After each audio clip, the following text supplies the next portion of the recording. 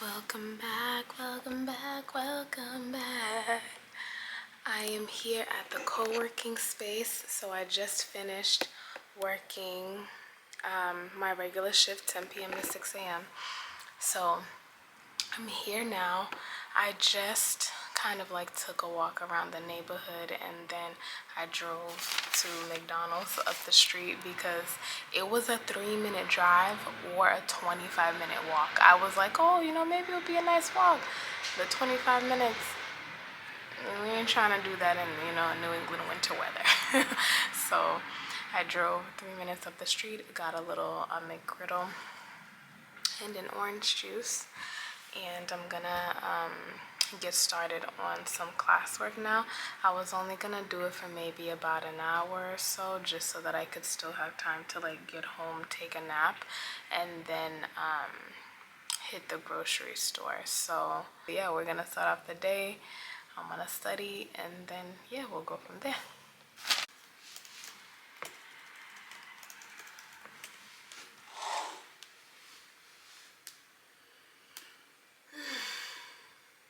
Wi-Fi to log into my computer, and then I will check back in with you guys when I am done studying.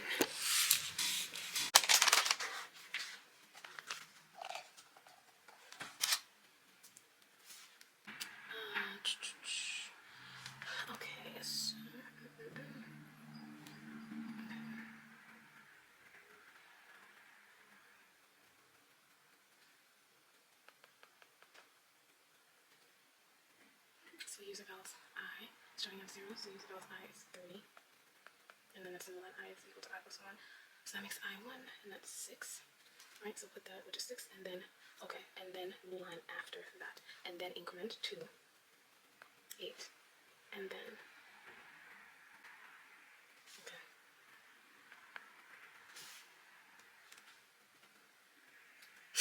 Okay. So when it's like that, it has to actually, so basically the iteration runs all the way.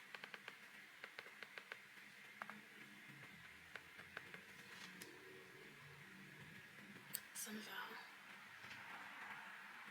So when it's like that, that's 5. Okay, so now we're saying 5 plus 2, which is now 7. Okay, so now that's that, and then that equals I to 2.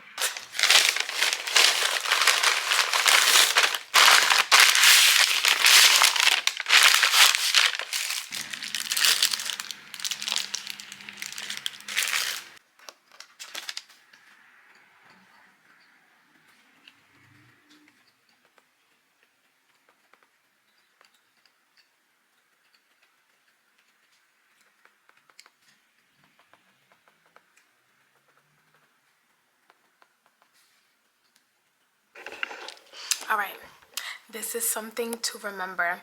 So for loops, because I tend to sometimes I'll forget something very minuscule. So for loops, because I'm working through the arrays section now of the scripting and programming class, and we're working through iterating through an array. And so I'm saying this for myself, but then also for you, right? So with the for loops, I'm trying to just make sure that I remember it as so with the for loop, when you're setting up the for loop, you want to set it as the first one should be the counter, right? So the counter is you're setting it at 0. That's your counter that you are going to actually be checking the index place. Or who is this? Wait, I'm sorry. Hold on a second. But nonetheless, I was going to just say before it flies out of my mind. So when we're setting up a for loop, you want to remember the counter goes first, right? So we're setting the counter. It's always going to be at 0 because that's where we're starting in the index place in an array. So the first one is always going to be the counter. The second part is always going to be the condition, right? So in a for loop, we're checking a condition for every single element that we're looping through on the for loop. So the second part would be the condition, and then the third part is the action. So that's going to be the action that we're taking once the condition is met for every element that we're looping through in an array. So just remember the counter, right? So counter always should be set at 0. condition, action. Counter, condition, action. So counter, condition, action. One more time. Counter, condition, action. In these examples, they have, so in these examples, right, so this is the counter, right? So we're always setting the counter for a for loop to be at 0 because this is how we are going to keep track of where we're iterating, and we're starting at index place 0, right? So the 0 would be for the first item in the array, and then going forward, then it would go 0, 1, 2, 3. That's not the value of I, that's keeping track of the index place of the array. This is the condition, right? So the counter, the condition. So while I is less than user vals dot size, action. So while this condition is true, we're going to take this action, which means incrementing by 1. If you've never seen code before, you may also see this, because I've seen it a lot of times too, as like the counter, the condition, and then maybe it might be like I plus plus. I plus plus also means increment by 1. So if you ever see that, that's also what it means.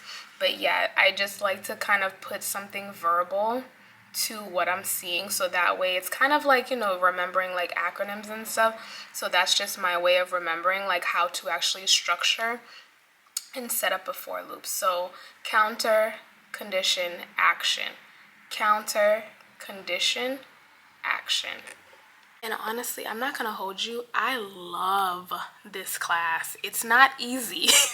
It's not easy. This class has actually been very challenging because it's, you know, it's very information heavy, you know what I mean? So it's like all of the information that I wanted to like fill in my gaps of knowledge on, hands down, this course has done just that.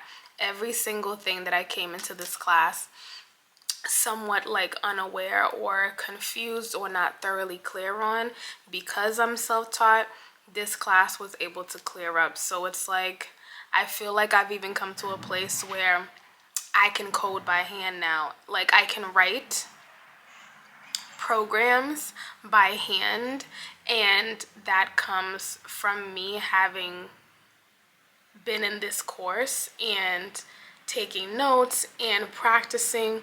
And again, I can say that like when I was self-taught, I was taking some written notes, but it wasn't as frequently because it was more like, it wasn't like practice and like lessons. So I didn't really have a way to take notes, or it's like, you know, all of the information like the paragraphs and all of those things kind of going into depth in explaining the practice.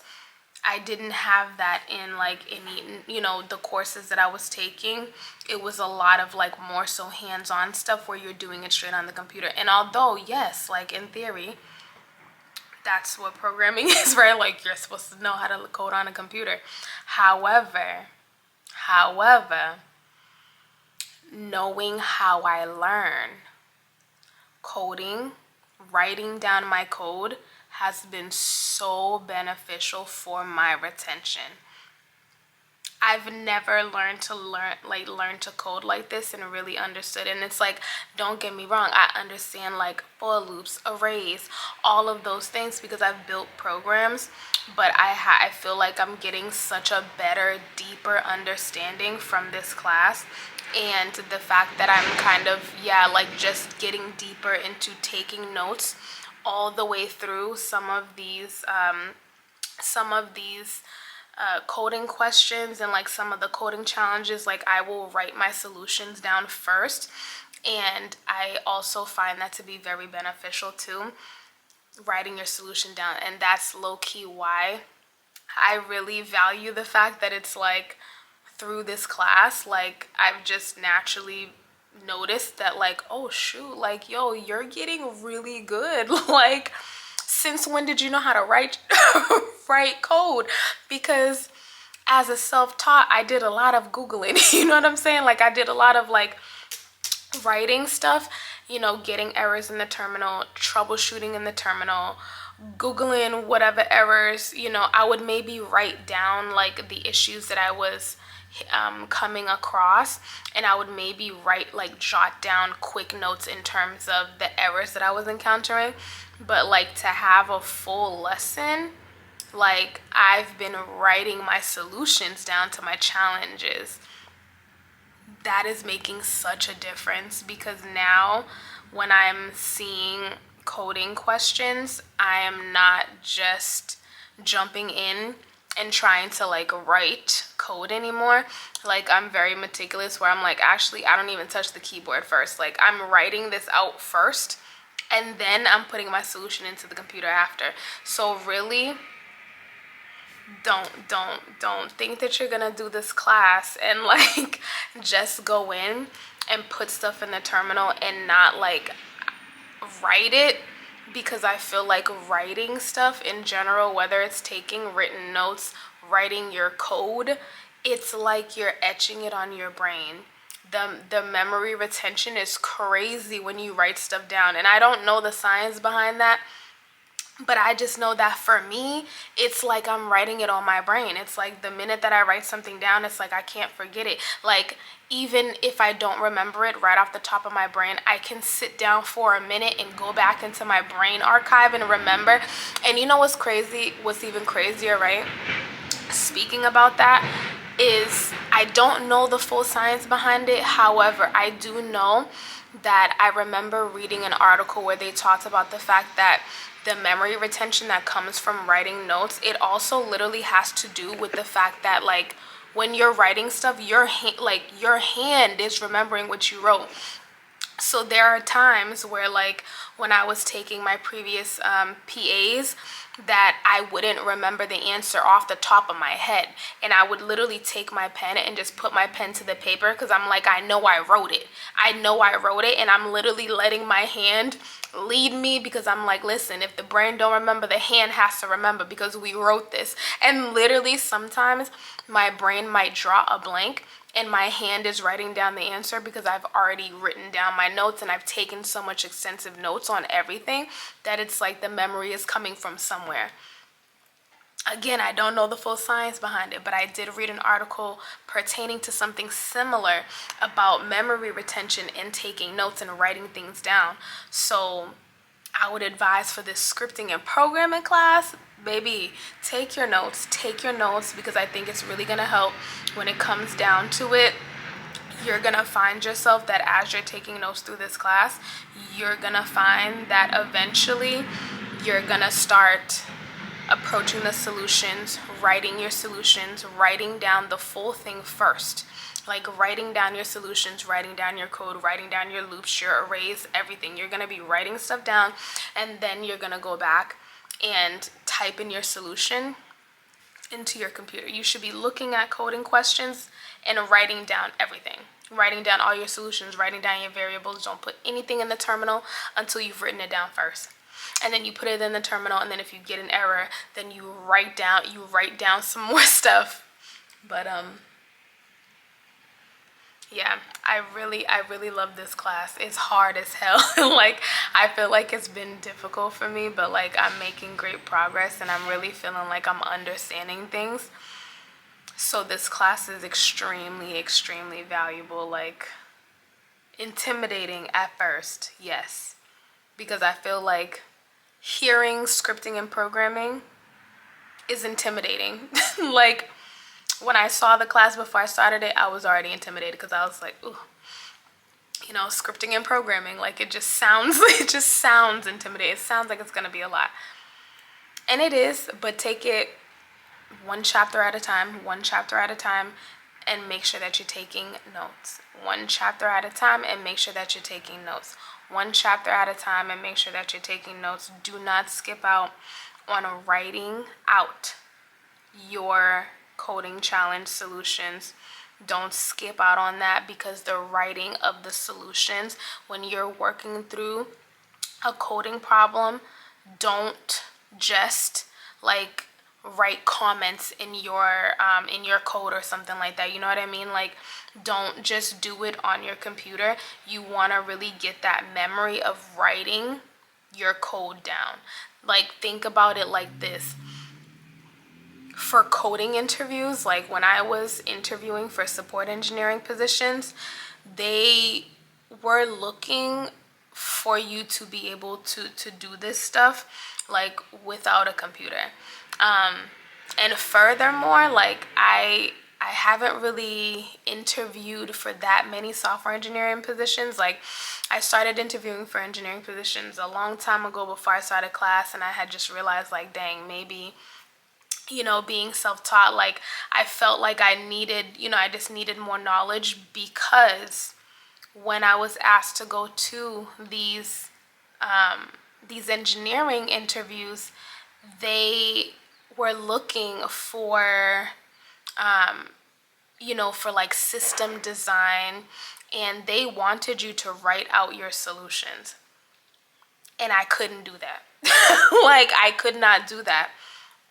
I couldn't write anything out, because it's like, even though technically and I think at the time it was more so like I had visual memory, but I didn't actually have like the muscle memory of programming. I had the visual memory where I knew what things were supposed to look like in order for them to work, but I didn't have the muscle memory to really be able to remember, like, no, how would you write this from scratch though?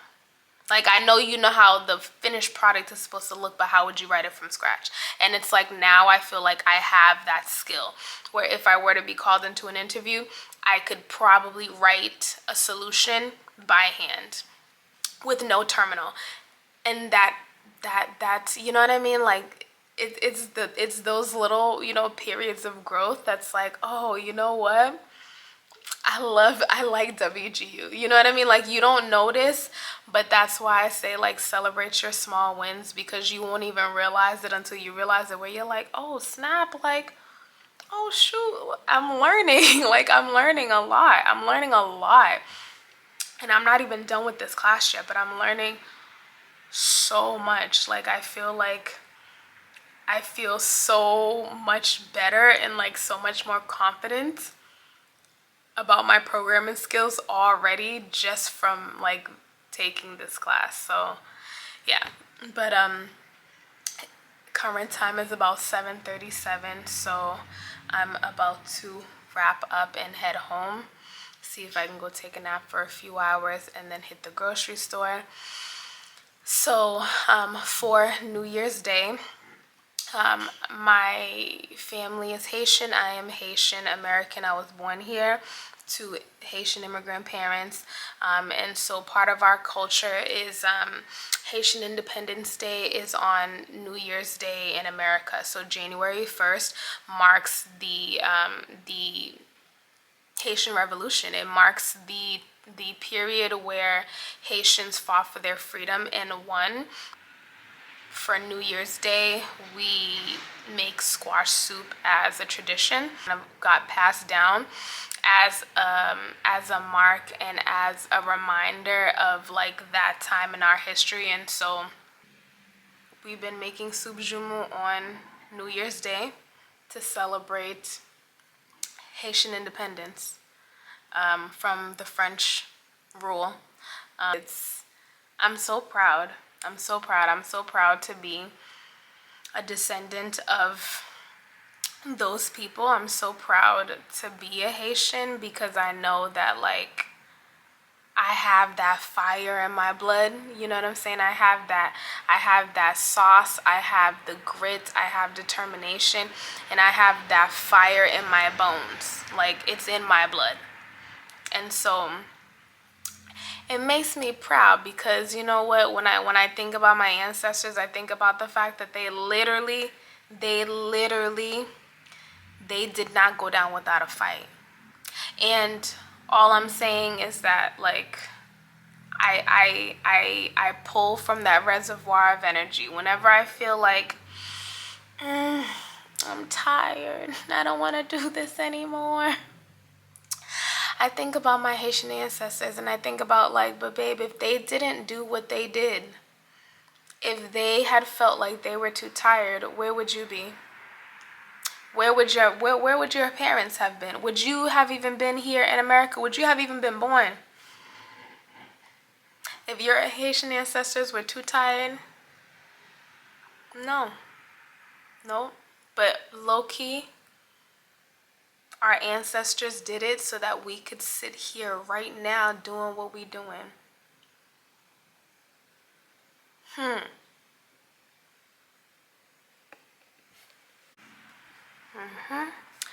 So, yeah, when I think about my Haitian ancestors, I can't help but be overwhelmed with pride, because if it wasn't for them, I wouldn't be able to be here pursuing an engineering degree and being smart on the internet.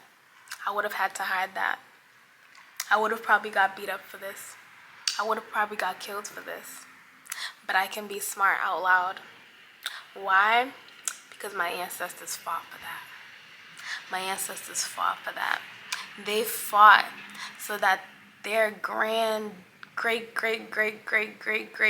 granddaughter could be born in America and be here doing this right now. I will forever be grateful to my Haitian ancestors. I love you.